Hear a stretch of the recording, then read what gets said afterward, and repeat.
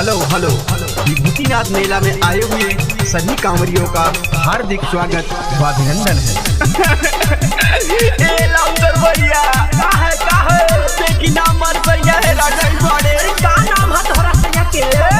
के नाम अजय यादव हो हमर परिवार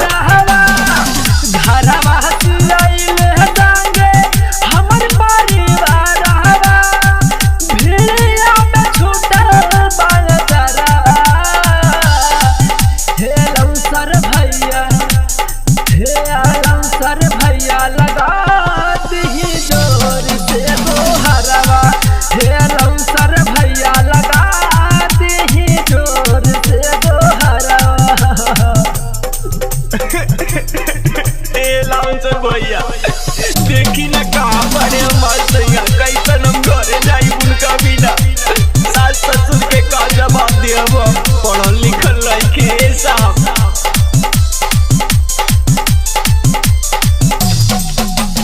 तारा संकार लहयनी देवा घर नागरिया कहवा होई है हमार सैया बाड़ल जाता फिक्री देखी न केले बड़े मस्त तारा संकार लहयनी देवा घर नागरिया कहवा होई है हमार सैया बाड़ल जाता फिक्रिया कैसे किया जाए बहाना छोड़ी उनके घरवा कैसे किया जाए हम छोड़ी उनके घरवा सास ससुर जाते हैं बहरवा हे लौसर भैया लगा दही जोर से गोहरवा हे लौसर भैया लगा दही जोर से गोहरवा।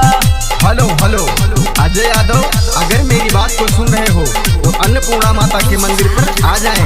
उनकी पत्नी किरण यादव उनका इंतजार कर रही है। हेलो हेलो जय भोलेनाथ। तारा बिन विजय भैले